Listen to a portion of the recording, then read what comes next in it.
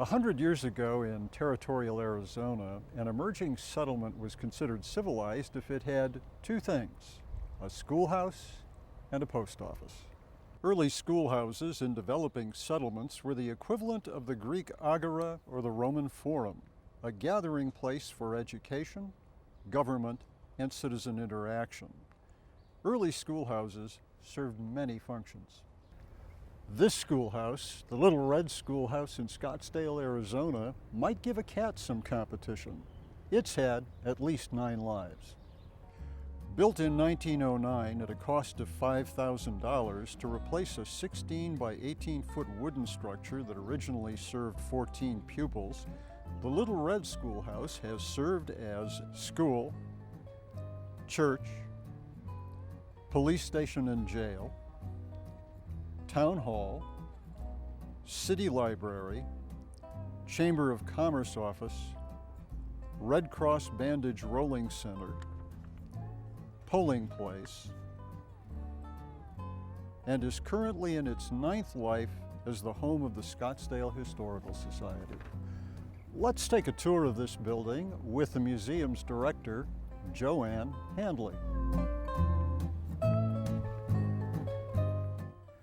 This is Joanne Handley, the manager of the Scottsdale Historical Society's museum, which is housed here in the Little Red Schoolhouse. Joanne, this building's just a little over 100 years old. It was dedicated, I think, in 1910. Can you tell us a little bit about who was here and what the dedication was like? Yes, Winfield Scott felt that because we had this beautiful brick building after this little wooden one-room schoolhouse that we really needed to have a dedication, and they tried to pick several days and things did not work out, and somebody finally suggested that it would be held February 26, 1910. That was Winfield Scott's 73rd birthday.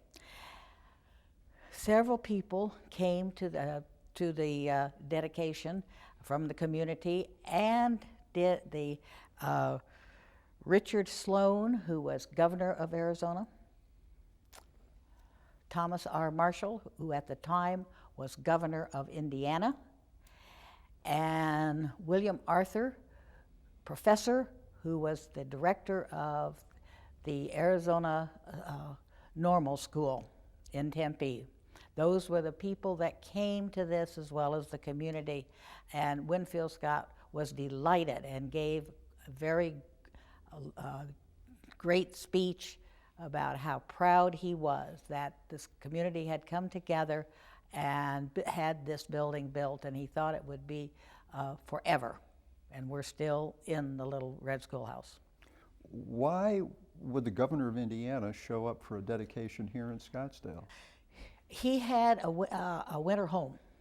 Marshall Way is named for him. The home was on Indian School just east of Marshall Way, and that was where his house was. And he and his wife would spend the winters out here. Not very often in the summer, but more often they spent the winters here. What we have here in the Historical Museum for the out-of-town people that come to visit Scottsdale, most of them are very interested in the history of Scottsdale. So they will come to see what we have here in the museum. We have displays on the Little Red Schoolhouse. We have the country kitchen, which could also have been a tent house. They're fascinated with those kinds of things. And then our small display on Winfield Scott. And they are interested in Winfield Scott because they have heard of Winfield Scott. But what they have heard was the general, not the chaplain. So we have to educate the people as to which Winfield Scott. But when people come from all over the world, and literally we've had them here, from China, South America, from Asia, many from Europe, Canada, Mexico, they come and visit Scottsdale and will visit this little museum because they want to learn about the history of Scottsdale. Thank you for joining us. We hope that you've enjoyed this brief visit to the Little Red Schoolhouse in Scottsdale, Arizona, a building with 9 lives. It's at 1733 East Scottsdale Mall.